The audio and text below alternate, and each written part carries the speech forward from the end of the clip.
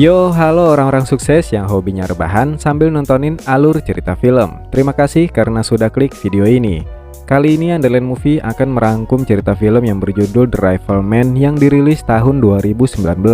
Film ini mengisahkan tentang seorang pemuda bernama Arthur yang memutuskan terlibat dalam Perang Dunia I setelah menyaksikan ibunya ditembak oleh tentara Jerman. Berharap bisa membalaskan dendam kematian ibunya dan menemukan kejayaan, Arthur malah kehilangan semua keluarganya dan terjebak dalam situasi perang yang mengerikan. Bagaimana kisah selengkapnya? Mari kita simak bersama.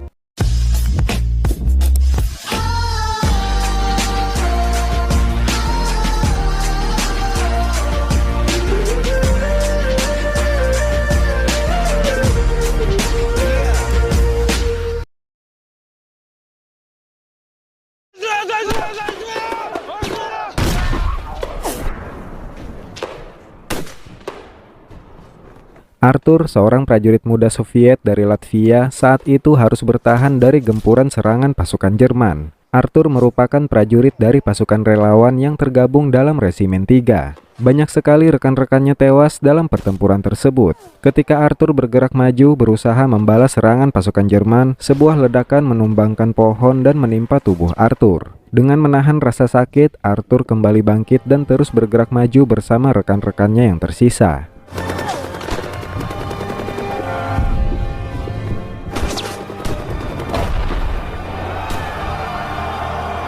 Cerita flashback ke 2 tahun sebelum terjadi peperangan. Saat itu Arthur dan kakaknya yang bernama Edgar sedang dalam perjalanan pulang ke rumah. Mereka masih menjalani kehidupan yang sangat damai dan tenang. Hingga suatu hari tentara Jerman datang memasuki desa mereka. Ibu Arthur yang panik langsung menyuruh Arthur bersembunyi di bawah tempat tidur. Kemudian satu tentara Jerman masuk ke dalam rumah mereka. Saat itu tentara Jerman sedang melakukan pemeriksaan ke setiap rumah penduduk. Mereka sedang mencari warga yang diduga menjadi mata-mata Uni Soviet. Tidak lama kemudian, tentara Jerman itu keluar ketika mendengar suara kegaduhan di luar. Ternyata rekannya sudah menangkap warga sipil yang diduga menjadi mata-mata Uni Soviet. Arthur yang penasaran mencoba melihat apa yang sedang terjadi di luar dari jendela. Karena kegaduhan itu, anjing milik Arthur terlepas dari ikatan dan berlari ke arah tentara Jerman. Tentara Jerman langsung menembak anjing itu. Tapi naas, ibu Arthur juga tertembak. Melihat ibunya tertembak, Arthur bergegas mengambil senapan dan keluar dari rumah.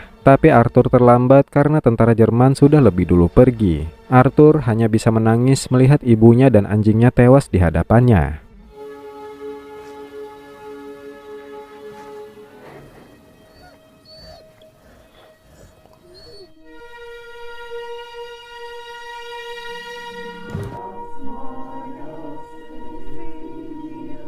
Keesokan harinya, beberapa tentara Soviet memperingatkan ke semua warga agar segera membunuh hewan ternak mereka daripada harus menyerahkannya ke tentara Jerman. Setelah itu, Arthur dan ayahnya yang bernama Vanak segera mengubur barang-barang berharga milik mereka dan membunuh semua hewan ternak yang mereka miliki. Kemudian mereka membakar rumah mereka dan pergi meninggalkan desa bersama warga lainnya.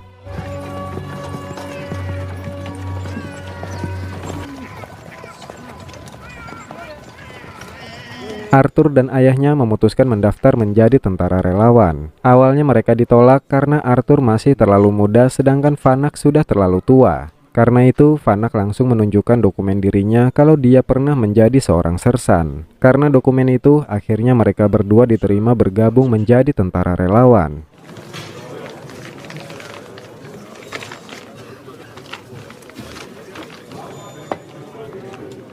Sebelum terjun ke medan pertempuran, Arthur dan tentara relawan lainnya dilatih untuk menjadi prajurit yang tangguh.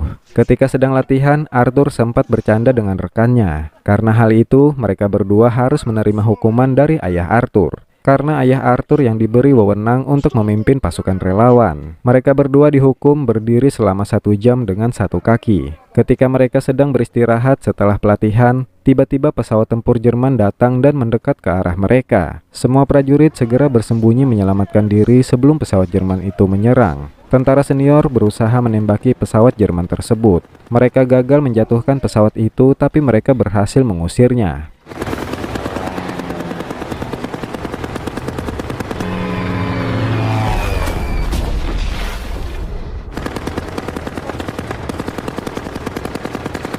Setelah penyerangan itu, ayah Arthur yang memimpin pasukan relawan membekali semua tentara relawan dengan persenjataan lengkap, karena mereka akan diberangkatkan ke garis depan. Setelah diberi persenjataan lengkap, mereka dibariskan dan diberikan arahan. Mereka akan berjalan sejauh 40 km dan akan sampai di garis depan kurang lebih 7 jam. Setelah diberikan arahan, mereka segera bergerak menuju garis depan.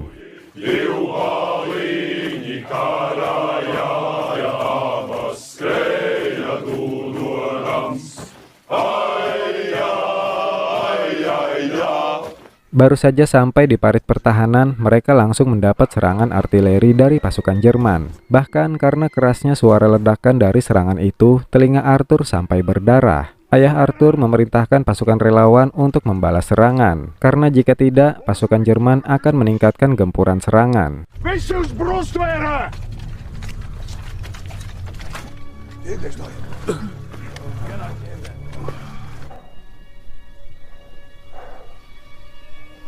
Pasukan relawan kemudian berjalan perlahan di dalam kabut yang cukup menghalangi pandangan mereka. Tanpa sadar, Arthur berjalan menjauh dari pasukannya. Setelah sadar terpisah dari pasukannya, Arthur panik dan melepaskan tembakan ketika dia melihat sebatang pohon. Tapi tidak lama kemudian, Arthur bergabung kembali dengan pasukannya. Mereka terus bergerak maju dengan perlahan, hingga tiba-tiba satu persatu rekan Arthur tewas tertembak oleh penembak jitu Jerman. Menyadari kalau mereka sudah mendekati parit pertahanan musuh, mereka langsung bergegas bergerak maju memasuki parit pertahanan musuh. Di parit pertahanan Jerman, Arthur berhadapan dengan satu tentara Jerman yang seumuran dengannya. Tapi Arthur hanya terdiam hingga tentara muda Jerman itu terdorong dan tertusuk bayonet di senjata Arthur. Tidak berselang lama, Arthur juga terdorong dan pingsan.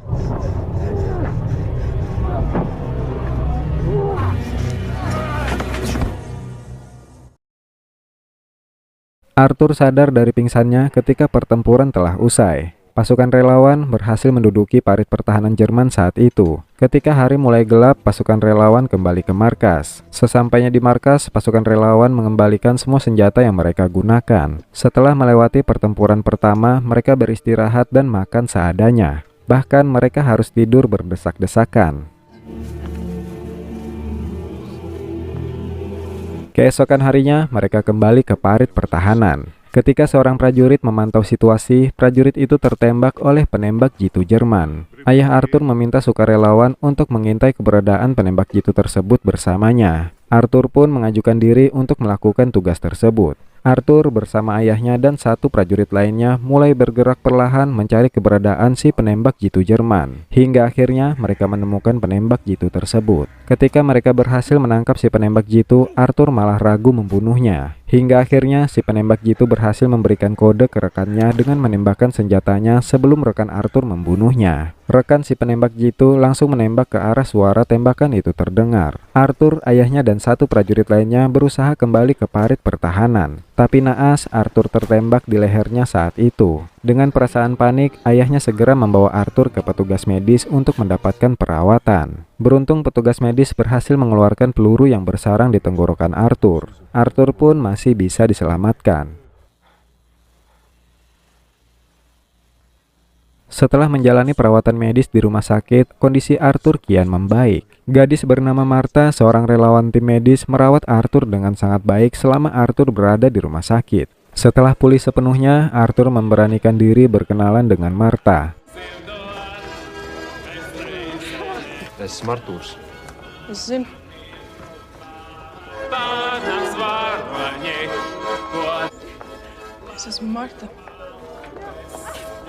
Pada tahun 1916, Arthur dan semua tentara relawan dikirim ke wilayah yang disebut Pulau Kematian. Di sana mereka harus menghadapi pasukan Jerman. Pada pertempuran itu, tentara Jerman menggunakan serangan gas beracun untuk menyerang pasukan relawan. Para prajurit relawan yang tidak kebagian masker harus menggunakan kain basah agar bisa bernafas. Saat itu, Arthur dan Edgar kakaknya mencemaskan kondisi ayah mereka di medan pertempuran. Tapi tidak lama kemudian, mereka berdua merasa lega setelah melihat kalau ayah mereka baik-baik saja.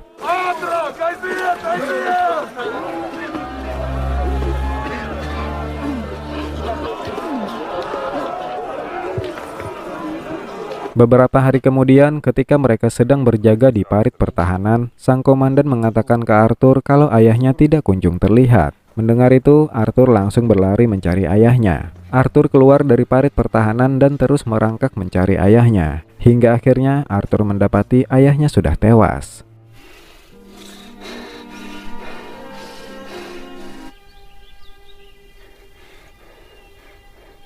Setelah itu, mereka memakamkan ayah Arthur bersama senjatanya. Tapi sang komandan marah setelah mengetahui kalau Arthur sudah mengubur senjata ayahnya bersama jasad ayahnya. Komandan mengancam akan membawa Arthur ke pengadilan militer karena sudah menghilangkan senjata. Tapi Arthur menegaskan kalau ayahnya layak dimakamkan dengan senjatanya, karena ayahnya sudah membunuh 56 orang Jerman dengan senjata tersebut. Mendengar itu, sang komandan pun setuju dan memberikan penghormatan terakhirnya untuk Vanak.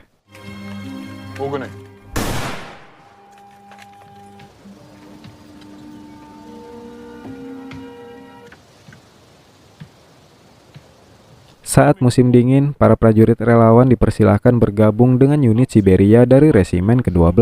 Mereka akan ditugaskan membebaskan Jelgava dari pasukan Jerman. Arthur yang masih menyimpan dendam terhadap pasukan Jerman mengajukan diri untuk bergabung bersama unit Siberia.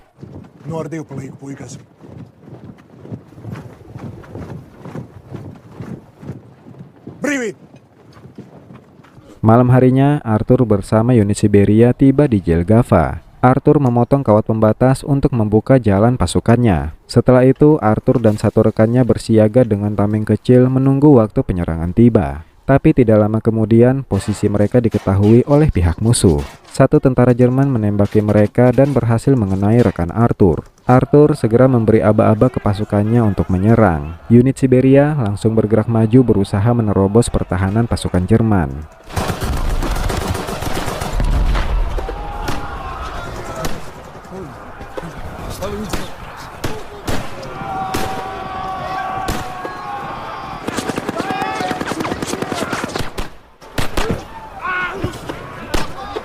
Hingga keesokan harinya, mereka sudah berhasil merebut Jelgava serta menahan tentara Jerman yang masih hidup.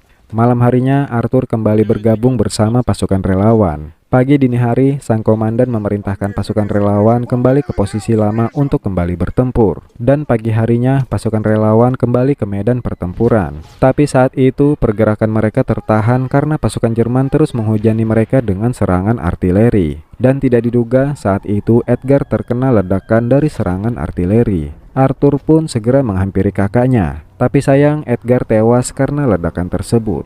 Di waktu yang sama, sang komandan memerintahkan semua pasukan untuk mundur. Dengan berat hati, Arthur harus merelakan jasad kakaknya terkubur di medan pertempuran.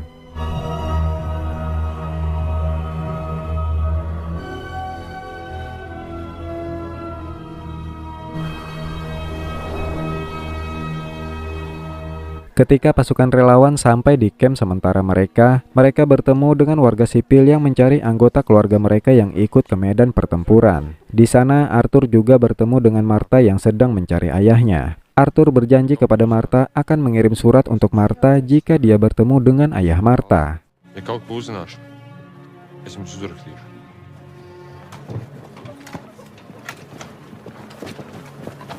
bulan berlalu, Arthur menulis surat untuk Martha. Arthur memberitahukan kalau dirinya mengalami cedera di kaki setelah tertembak, dan dia hanya bisa menunggu sampai masa pemulihan selesai. Ketika Arthur sedang dalam perjalanan di kereta, Arthur mendengar pembicaraan warga sipil yang mengatakan kalau tentara pemerintahan Soviet membunuh warganya sendiri. Tapi Arthur menganggap kalau semua itu hanyalah isu belaka.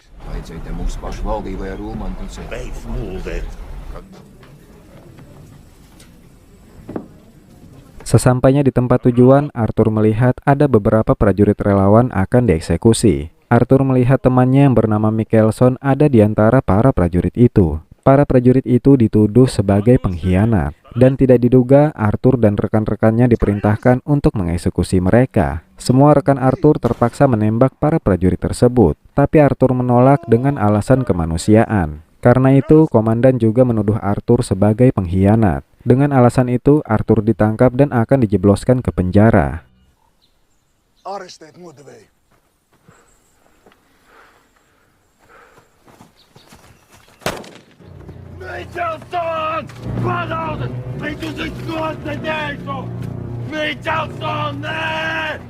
Ketika Arthur ditahan, tidak diduga sang komandan malah melepaskan Arthur. Arthur langsung memukul sang komandan, melampiaskan kemarahannya karena temannya telah dieksekusi. Sang komandan menjelaskan bagaimanapun eksekusi harus tetap dilakukan, karena jika tidak, semua pasukan relawan akan dianggap sebagai pengkhianat dan akan dieksekusi. Setelah berhasil melarikan diri, Arthur bersama rekannya berencana menemui Martha, karena hanya Martha yang bisa membantu mereka untuk bersembunyi. Tapi tidak lama kemudian, beberapa prajurit berkuda berhasil menemukan mereka dan mengejar mereka. Rekan Arthur tewas tertembak dan Arthur juga tertembak di lengannya.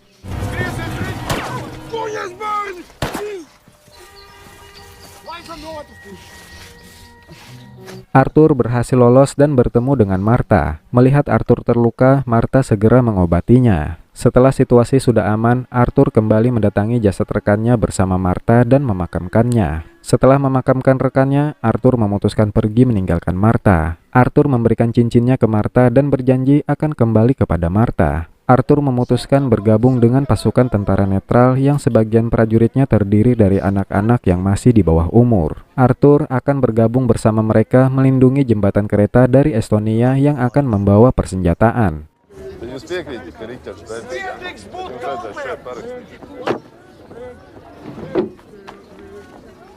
Di medan pertempuran, mereka sangat ketakutan menghadapi pasukan Jerman, karena memang mereka tidak memiliki pengalaman bertempur sama sekali. Tapi dengan gagah berani, Arthur memimpin pasukannya agar tidak gentar menghadapi musuh. Arthur mengikuti cara ayahnya ketika memimpin pasukan di medan pertempuran. Para prajurit pun bangkit melawan pasukan musuh dengan gagah berani. Hingga akhirnya mereka berhasil memukul mundur pasukan Jerman di jalur kereta. Di medan pertempuran berikutnya di tengah gurun bersalju, rekan-rekan Arthur banyak yang tewas. Arthur mendoakan keluarganya yang sudah gugur di medan pertempuran demi membela tanah airnya. Ketika sedang berdoa, Arthur mendengar suara bisikan dari Edgar dan ayahnya yang turut mendoakannya juga. Arthur pun kembali bangkit melanjutkan pertempurannya bersama rekan-rekannya yang tersisa.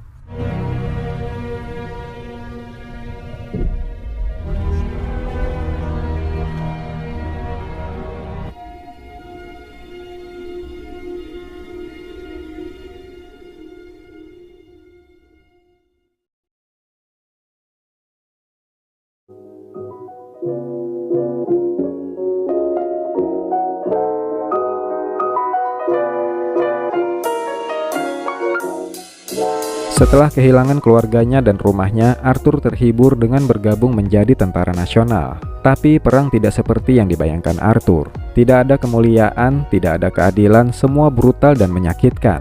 Semoga film ini bisa memberikan pelajaran yang berharga untuk kita. Terima kasih sudah menonton, sampai jumpa di video berikutnya.